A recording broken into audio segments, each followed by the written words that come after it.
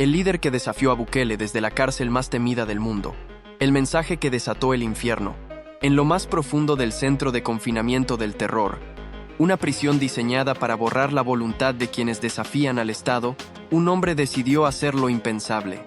Su nombre, Raúl Garrobo, aunque para muchos es simplemente conocido como El Crook. No era un preso cualquiera, sino uno de los antiguos líderes más temidos en el mundo clandestino salvadoreño. Desde su celda, húmeda y sin ventanas, juró una promesa de venganza.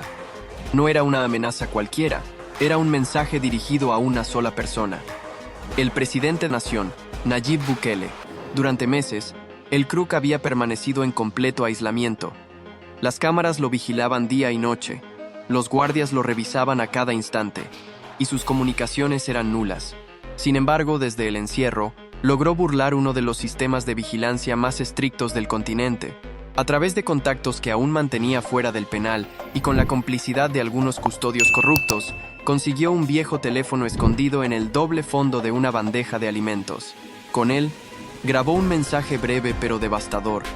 Bukele, crees que me has enterrado, pero solo me has dado tierra para excavar mi regreso.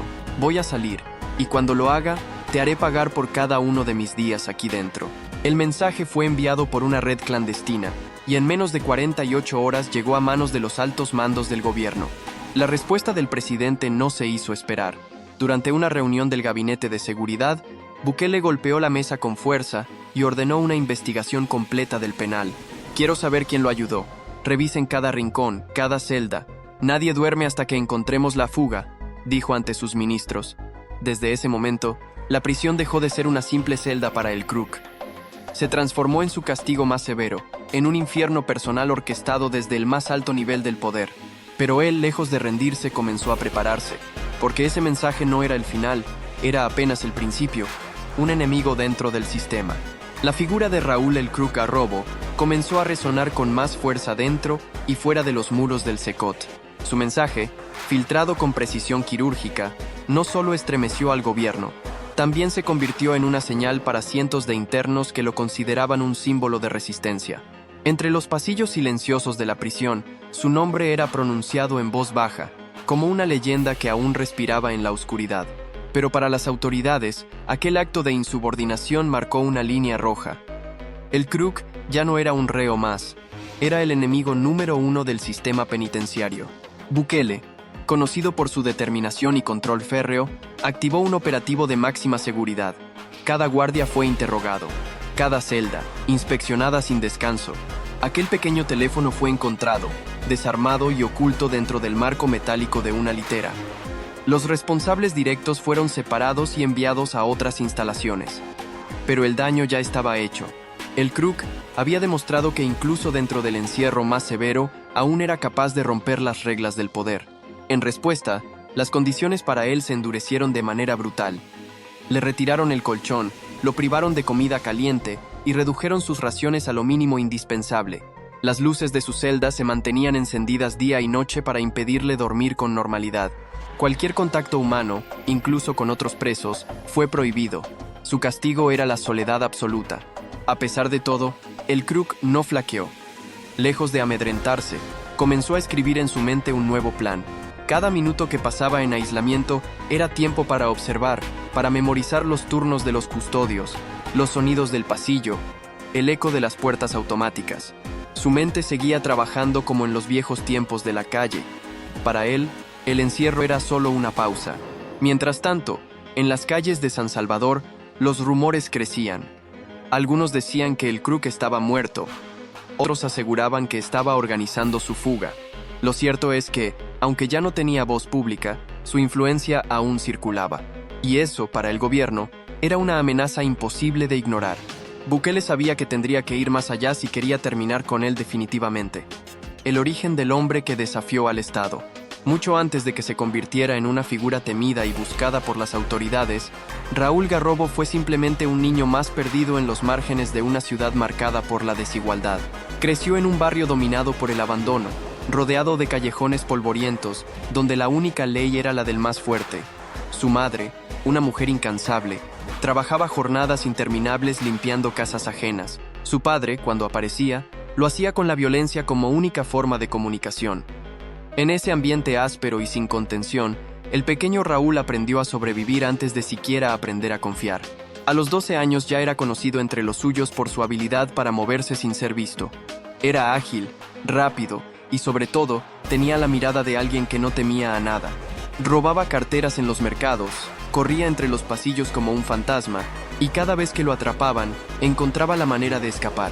Por eso, entre sus compañeros del barrio, comenzó a circular un apodo que lo marcaría para siempre: el Crook. No tardó en llamar la atención de quienes dominaban el barrio desde las sombras. Fue un hombre apodado el Tiburón quien lo reclutó, ofreciéndole algo que nunca había tenido: poder, respeto y pertenencia. Empezó como mensajero, luego como escolta, y en poco tiempo demostró que su inteligencia era tan peligrosa como su carácter. Bajo su nueva vida, aprendió a organizar extorsiones, a controlar rutas y a dominar esquemas de tráfico. Para cuando cumplió 25 años, el Crook ya no era un peón, era un jefe, un líder respetado y temido. Su nombre causaba escalofríos en ciertos barrios donde las autoridades no se atrevían a entrar sin respaldo militar. Sin embargo, a pesar del poder que acumulaba, Raúl también vivía en tensión constante. Las traiciones eran comunes, los rivales abundaban, y cualquier error podía costarle la vida. Fue en ese contexto que conoció a Sofía, una joven mesera que lo trató como a un ser humano, cuando ya todos lo veían como un monstruo. Con ella experimentó algo cercano a la paz, pero su vida no estaba diseñada para el amor. Sabía que amar era un riesgo, y que su destino, más que romántico, sería violento, rápido y definitivo. El golpe que lo cambió todo. Durante años, el Crook se había mantenido al margen de las grandes redadas. Siempre un paso adelante, siempre informado, con contactos dentro y fuera del sistema, pero su ambición crecía al mismo ritmo que su reputación. No le bastaba con controlar los barrios, quería controlarlo todo. Fue entonces cuando se planeó el robo que marcaría el principio de su caída, un golpe temerario, audaz y diseñado para tomar el control del mercado de armas clandestinas. El objetivo: interceptar un cargamento militar resguardado por fuerzas especiales. La operación se gestó en absoluto secreto. Participaron solo sus hombres más leales. El plan era sencillo: atacar el convoy en una zona desolada, neutralizar la resistencia y huir con el botín antes de que llegaran refuerzos. Pero lo que no sabían era que alguien ya había hablado. Uno de sus hombres, detenido días antes por la policía, había sido presionado hasta confesar cada detalle del golpe. El Crook no lo supo hasta que fue demasiado tarde. El convoy fue emboscado, sí, pero también lo fueron ellos. Desde distintos puntos surgieron unidades encubiertas, disparos cruzados y un caos imposible de controlar. La lluvia de fuego duró más de una hora. Varios de sus hombres cayeron en el lugar. El Crook fue alcanzado por una ráfaga en el hombro y otra en la pierna, pero aún así logró escapar arrastrándose por un barranco cercano. Lo trasladaron a una casa de seguridad donde intentaron estabilizarlo. El tiempo corría en su contra. En medio de su dolor, tomó la decisión de confiar en uno de los pocos que aún le eran fieles. Pidió que consiguiera atención médica urgente. Ese hombre, sin que el Crook lo supiera, ya había sido quebrado por las autoridades. Mientras fingía lealtad, informó a la policía sobre su ubicación. Esa misma noche, una docena de vehículos blindados rodearon la casa. No hubo espacio para huir. Aunque intentó resistir, estaba demasiado débil. Fue capturado sin apenas presentar batalla. La noticia recorrió el país. El líder más escurridizo, el cerebro detrás de múltiples operaciones clandestinas, había caído. Para el gobierno fue una victoria histórica. Para sus enemigos, una oportunidad para dividir sus dominios. Para él, fue el inicio del encierro más brutal imaginable. El secuestro del silencio. Tras su captura, Raúl Garrobo, conocido como el Crook, fue trasladado al Centro de Confinamiento del Terrorismo, una instalación de máxima seguridad levantada con el único objetivo de aislar y neutralizar a los líderes más peligrosos del país. Pero para él, no era solo una prisión, era el escenario de su mayor desafío. Nada lo había preparado para lo que encontraría allí. Desde el primer instante, fue despojado de todo: sus ropas, sus derechos y sobre todo su nombre. Ahora era solo un número entre miles, un número que cargaba una historia demasiado pesada para pasar desapercibida. El traslado fue nocturno, sin anuncios ni cobertura mediática. El gobierno sabía que tenía entre manos a un símbolo, y cada paso debía darse con precisión quirúrgica. Cuando llegó al recinto, fue recibido por un equipo especial de custodios entrenados exclusivamente para tratar con internos de su perfil. La orden era clara: quebrarlo sin dejar rastro. Desde el primer día, comenzó un régimen de aislamiento extremo. Una celda de concreto sin ventanas, sin reloj, sin contacto humano, comidas frías, escasas y sin horario fijo. No sabía si era de día o de noche. Solo el ruido de sus propios pensamientos lo mantenía consciente. Aislado, sin libros ni papel, se aferraba a los recuerdos para no perder la noción de quién era. Repasaba mentalmente sus planes, sus alianzas, sus traiciones. Cada minuto encerrado era una batalla contra la locura. Pero había algo más profundo que lo atormentaba. La sensación de que por primera vez en su vida estaba verdaderamente solo. No había cadenas de mando que obedecer, no había aliados que lo respaldaran. Sus contactos estaban fuera, pero él ya no podía comunicarse con ellos. En los pasillos del Secot, su nombre seguía causando susurros. Los otros internos, aunque no podían verlo, hablaban de él. Para algunos era un mito, para otros, un símbolo de que incluso los más poderosos podían caer. Mientras tanto, en el exterior, las redes se llenaban de especulaciones. ¿Dónde estaba el Crook? ¿Estaba vivo? ¿Lo habían neutralizado? El gobierno mantenía silencio. Las imágenes de su arresto eran las únicas pruebas de que aún existía. Dentro de su celda, Raúl se juró una vez más que no sería el final. Que, aunque el sistema intentara desaparecerlo, encontraría una grieta, una rendija, algo por donde escapar. Lo único que necesitaba era tiempo. El efecto Crook en las calles. Mientras Raúl Garrobo, el Crook, enfrentaba su infierno personal dentro del Secot, afuera comenzaban a sentirse las ondas expansivas de su encierro. Las calles de San Salvador y de otras zonas de influencia pandillera experimentaban un silencio inusual.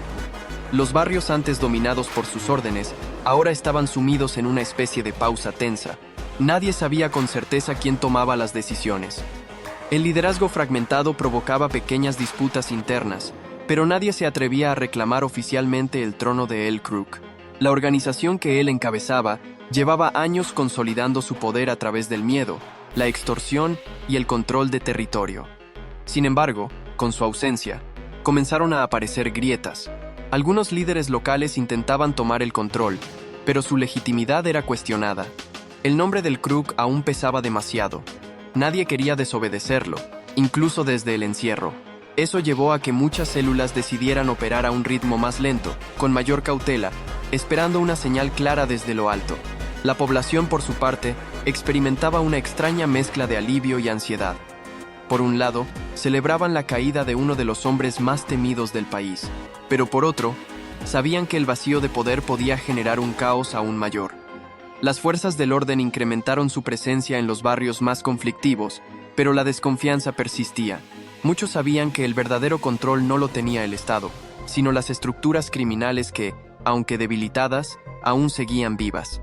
Dentro del círculo cercano de Garrobo, comenzaron a circular rumores. Se decía que había dejado mensajes cifrados antes de su captura, instrucciones para momentos como este.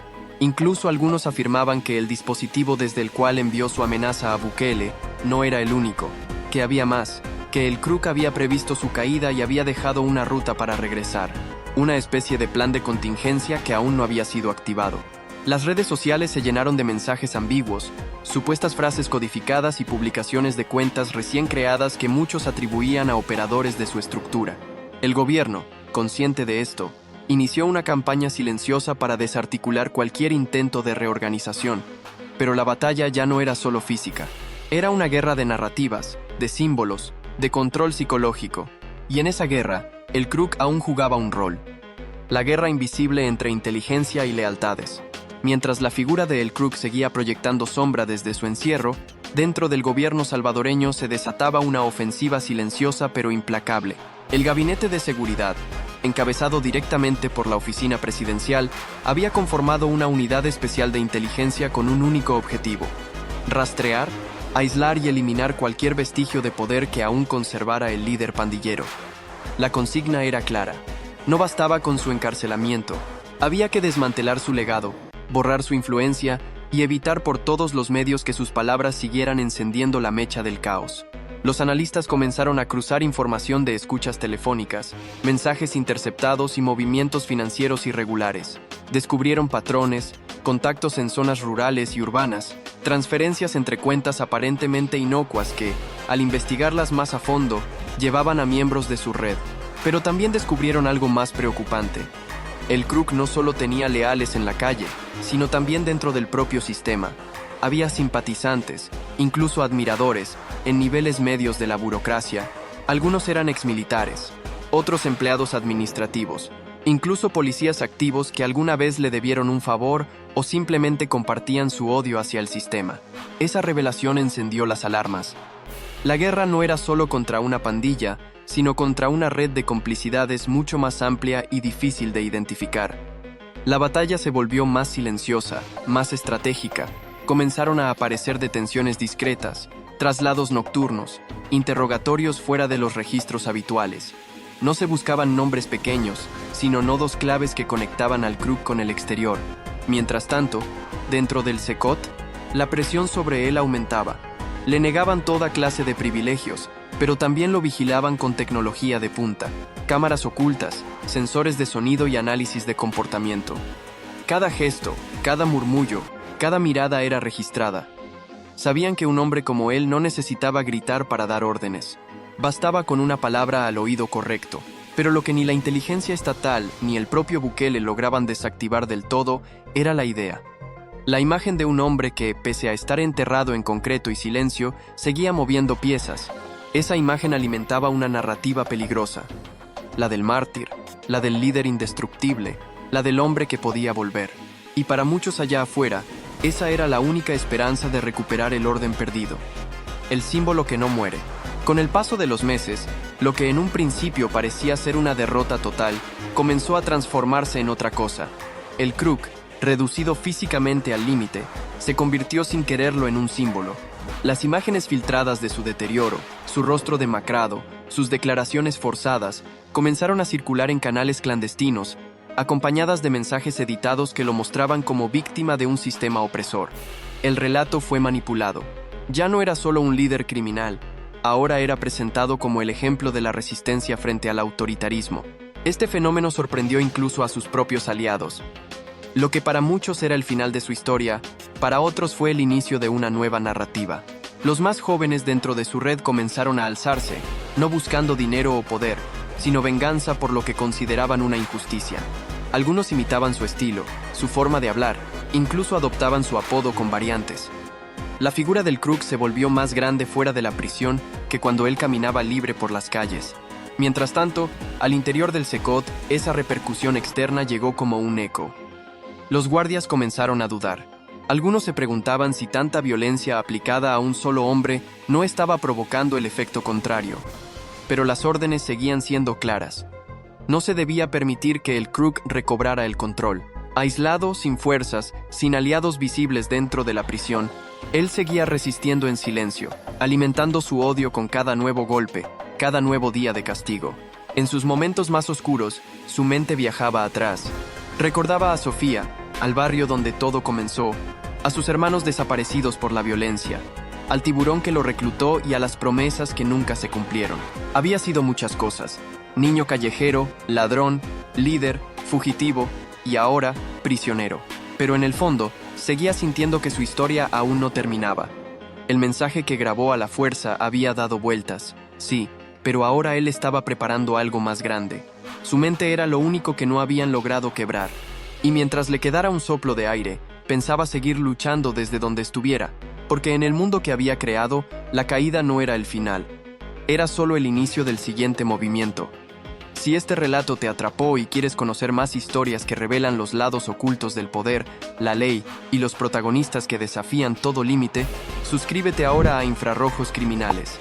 Activa la campanita para no perderte ningún nuevo video. Y si quieres apoyar este contenido, déjanos tu me gusta y comparte este video con quienes también se atreven a mirar lo que pocos se atreven a contar. Aquí la verdad se ilumina con infrarrojos. Nos vemos en el próximo caso.